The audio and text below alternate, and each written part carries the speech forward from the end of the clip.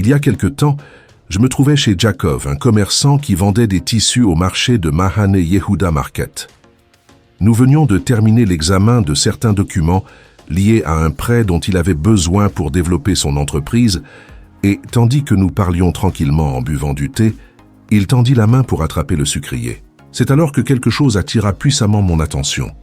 Dans la paume de sa main se distinguait clairement une forme semblable à un M, parfaitement dessinée, comme si elle avait été tracée avec une encre invisible, perceptible seulement pour celui qui sait observer.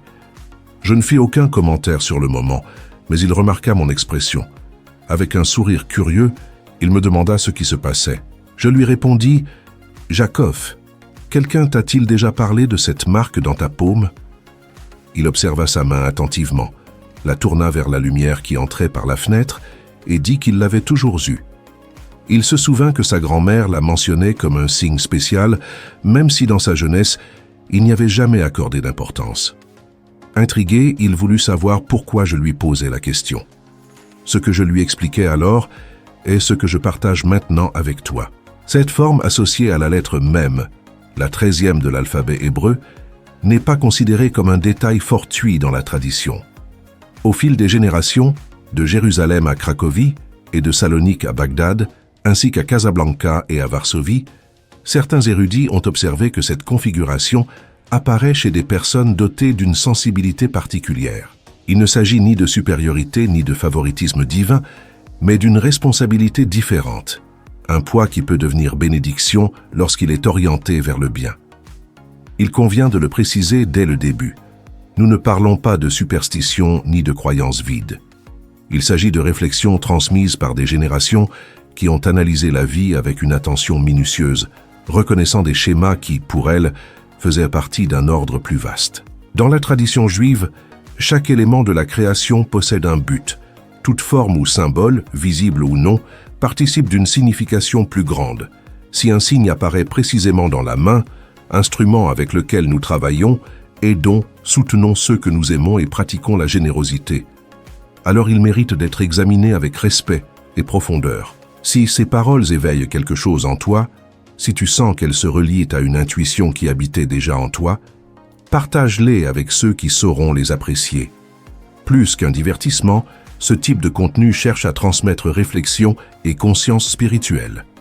Parfois, les messages arrivent à des moments décisifs, et beaucoup interprètent ces coïncidences comme faisant partie d'une guidance providentielle. Plus loin, je parlerai des pratiques qui, selon la tradition, aident à renforcer l'équilibre intérieur et à orienter correctement cette sensibilité. Cependant, il est d'abord nécessaire d'en comprendre le fondement. La lettre Mem est liée au Mayim, l'eau vive qui coule, purifie et soutient l'existence. Dans la mystique juive, elle est associée à la profondeur et au secret, à ce qui demeure caché jusqu'à ce que la personne soit prête à le comprendre. Sa valeur numérique est 40, chiffre qui, dans la tradition, symbolise des processus de transformation. Moïse demeura 40 jours sur le mont Sinaï. Le peuple traversa le désert pendant 40 ans et le déluge dura 40 jours dans l'ancien récit. Ce nombre marque des transitions décisives, du désordre à l'équilibre, de l'immaturité à la croissance, de la confusion à la compréhension. Dans cette perspective, la présence symbolique du Mem dans la paume peut être comprise comme une invitation à assumer des processus de changement profonds et conscients. Lorsque cette figure se distingue dans la paume, certains maîtres de la tradition l'ont comprise comme un signe visible, rappelant à la personne sa connexion avec une dimension plus profonde de la réalité. On dit qu'elle symbolise une intuition aiguë, une capacité à percevoir ce qui n'est pas toujours évident et à comprendre des nuances que d'autres peuvent négliger. Cependant, cette perception n'est pas considérée comme un privilège pour la mise en valeur personnelle, mais comme une responsabilité éthique, l'utiliser au service de la vérité, du bien commun et de la construction d'un environnement plus juste. Ce n'est pas un ornement symbolique, mais un outil qui exige un travail intérieur. Au fil des années, j'ai rencontré plusieurs personnes qui portaient cette marque, et en observant leur vie, j'ai trouvé des traits qui se répétaient souvent. Non pas parce que le signe agissait comme quelque chose de magique, mais parce qu'il semblait indiquer une sensibilité déjà présente dans leur caractère.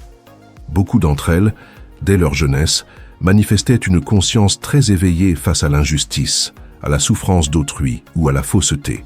Il leur était difficile de rester indifférentes lorsque quelque chose n'allait pas, même en sachant que parler pouvait leur apporter des conflits ou des incompréhensions.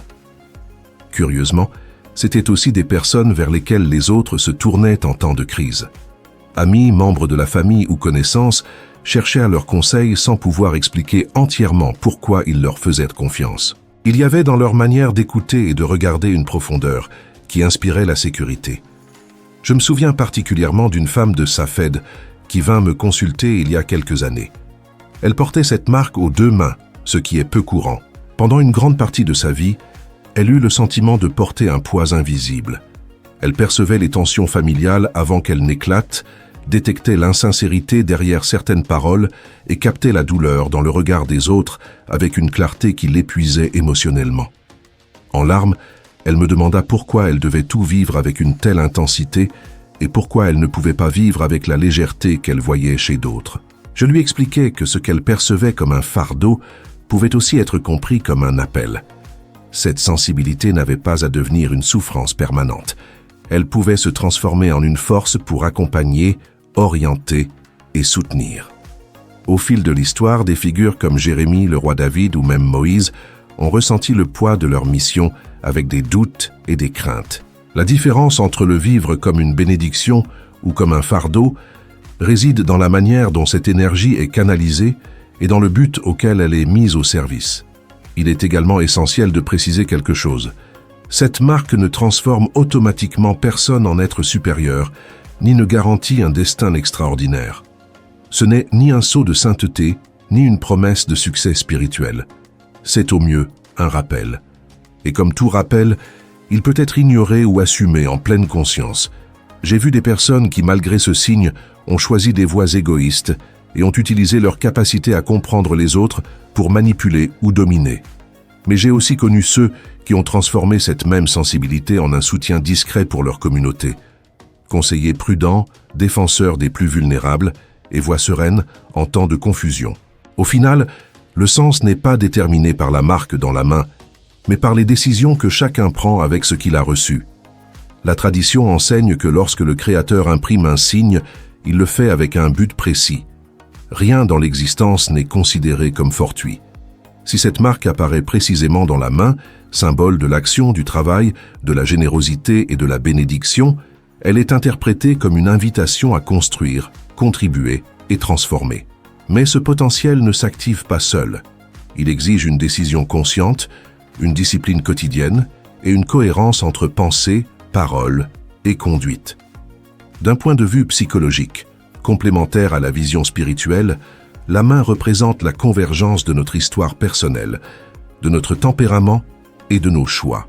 Les anciennes traditions de lecture symbolique des lignes, présentes dans diverses cultures et également réinterprétées dans la pensée juive au fil du temps, observent comment les traits associés à l'intellect, à l'émotion et à la vitalité se croisent et forment des motifs. Lorsque ces lignes dessinent un M, on parle d'une forte intégration entre ce que la personne pense, ressent et fait. Cette cohérence intérieure peut se traduire par une créativité remarquable, un leadership naturel et des convictions solides. Mais, si elle n'est pas gérée avec équilibre, elle peut aussi générer tension intérieure, anxiété ou frustration lorsqu'il existe une contradiction entre valeurs et actions. J'ai connu un maître de Torah à Bnei Brak qui portait cette marque de manière très visible. Enfant, son grand-père lui avait dit que cela signifiait qu'il ne devait pas garder pour lui ce qu'il apprenait, que le savoir devait être partagé comme l'eau qui coule. Pendant des années, il tenta de suivre un autre chemin. Il étudia l'ingénierie au Technion, Israel Institute of Technology, et travailla dans le secteur technologique à Tel Aviv. Il jouissait d'une stabilité économique et de confort, mais ressentait une inquiétude persistante. Chaque fois qu'il approfondissait un texte sacré à l'aube, il éprouvait le besoin urgent de le transmettre. Finalement, à 42 ans, il quitta son emploi pour se consacrer à l'enseignement. Il me confia que, bien qu'il gagnât moins d'argent, il dormait avec davantage de paix, car il avait le sentiment de vivre selon sa vocation.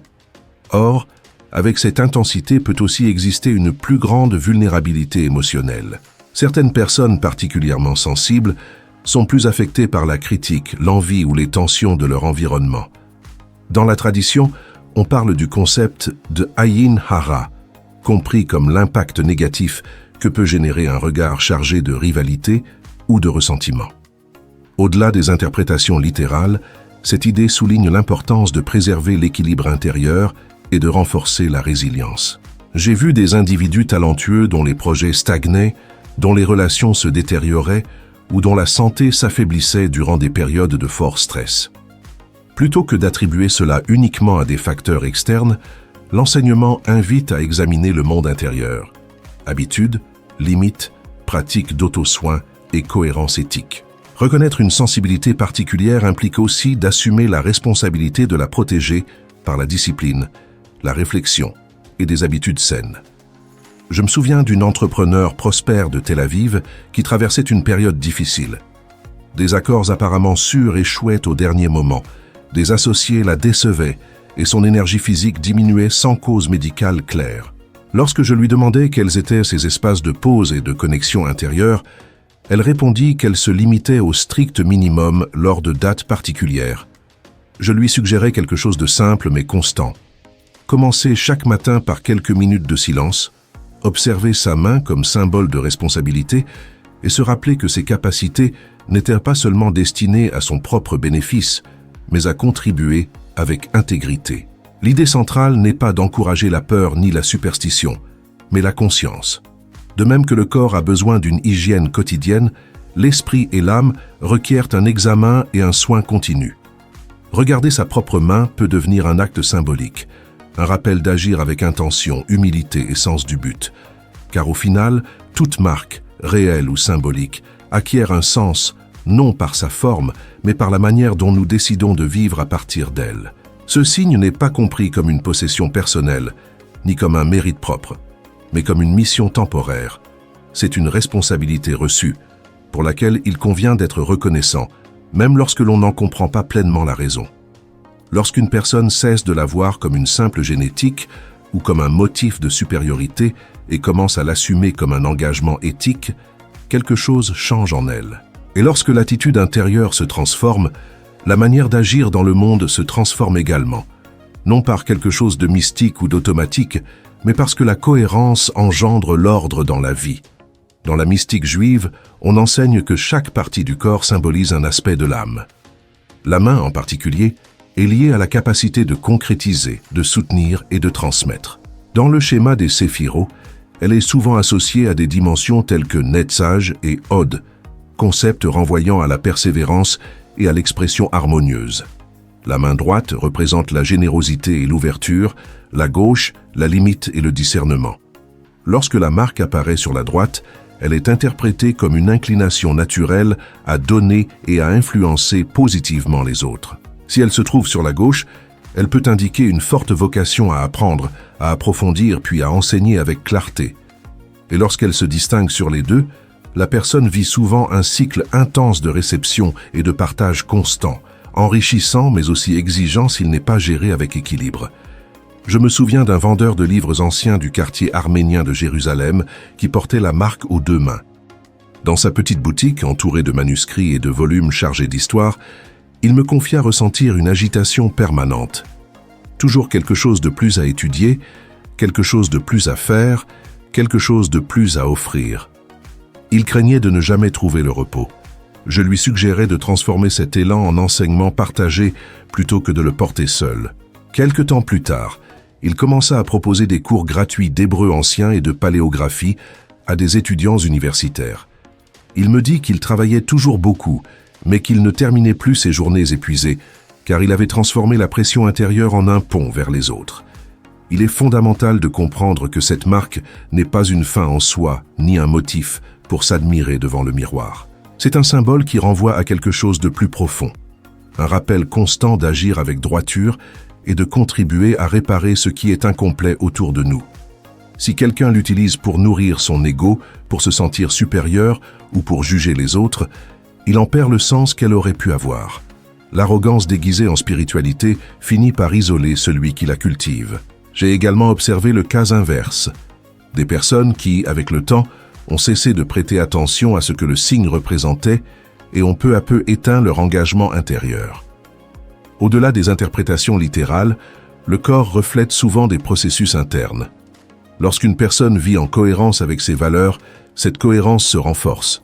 Lorsque l'on trahit répétitivement ses propres convictions, la déconnexion devient visible dans l'attitude et dans l'énergie vitale. En définitive, le sens ne réside pas dans la ligne de la peau, mais dans la décision quotidienne de vivre avec responsabilité, humilité et esprit de service.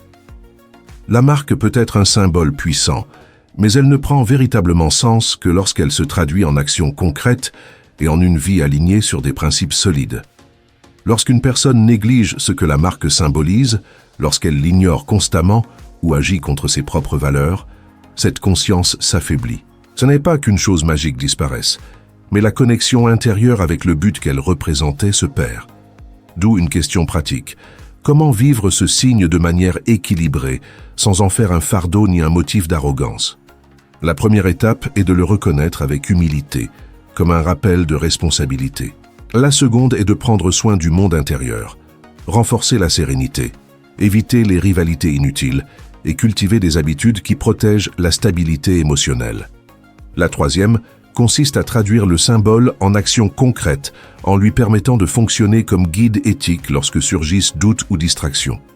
En termes très pratiques, ceux qui s'identifient à cette marque devraient accorder une attention particulière à 3 domaines. Le premier est la parole. L'influence qu'ils exercent peut être significative. Il convient donc de parler avec honnêteté sans manipulation ni exagération. Le deuxième est l'action. Agir avec respect envers les personnes et envers tout ce que l'on touche ou construit. Le troisième est l'intention. Examiner régulièrement ses motivations aide à maintenir la cohérence. Suis-je au service d'un bien plus grand ou à la recherche d'une reconnaissance personnelle?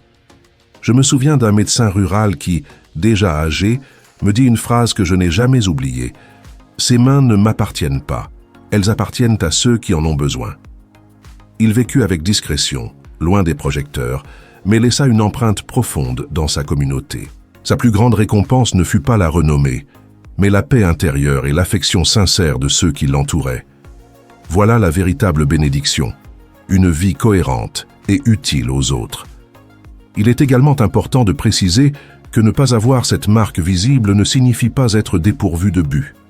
Chaque personne possède des talents et des responsabilités distinctes. Certains portent leur rappel dans des signes visibles, d'autres dans la voix, dans l'esprit ou dans la sensibilité du cœur. L'essentiel n'est pas la forme extérieure, mais la fidélité à l'appel intérieur. Si tu connais quelqu'un qui se sent identifié à cette sensibilité, souviens-toi que derrière sa force peut se cacher un grand poids émotionnel. Le soutien sincère et la compréhension valent davantage que la compétition ou l'envie. Et si tu te reconnais toi-même dans cette description, garde à l'esprit que tu n'es pas seul. Beaucoup de personnes dans le monde partagent cet engagement silencieux d'apporter quelque chose de précieux à leur environnement. Une pratique simple peut aider à maintenir le cap. Avant de commencer un moment particulier de la semaine, par exemple avant d'accueillir le Shabbat, arrête-toi quelques minutes, lave tes mains en pleine conscience et remercie pour la possibilité de les utiliser pour construire et aider. Si tu as l'habitude d'allumer les bougies de Shabbat, fais-le avec une conscience renouvelée. Sinon, choisis un jour fixe pour répéter ce geste symbolique. La constance crée un ordre intérieur et l'ordre renforce la clarté. De plus, au début de chaque mois à Rosh Hodesh, réserve un temps de réflexion honnête. Évalue tes actions, corrige ce qui doit l'être et demande pardon lorsque c'est nécessaire. Non comme un exercice de culpabilité, mais comme une manière de réaligner ton chemin. Maintenir un acte régulier de générosité, qu'il s'agisse d'un soutien matériel, de temps, d'enseignement ou d'écoute, est également essentiel. Donner de façon constante empêche la sensibilité de devenir égoïste et la transforme en service constructif. Pour conclure, je me souviens d'un entrepreneur nommé Abraham qui, après une épreuve de santé l'ayant amené à tout reconsidérer, comprit que ses capacités n'étaient pas seulement faites pour accumuler, mais pour partager. Il n'abandonna pas sa profession, mais changea son intention. Il consacra des ressources à des projets éducatifs et sociaux. Il découvrit que le sens de ses mains résidait dans le fait de distribuer et non seulement de recevoir. La marque, en définitive, n'est ni un talisman ni un symbole de supériorité. C'est un langage qui invite à vivre avec conscience. Lorsqu'on la comprend ainsi, elle n'élève pas l'ego mais approfondit la responsabilité. Que tes actions construisent, que ton cœur demeure humble et que ton chemin soit guidé par la compassion et la vérité. Shalom.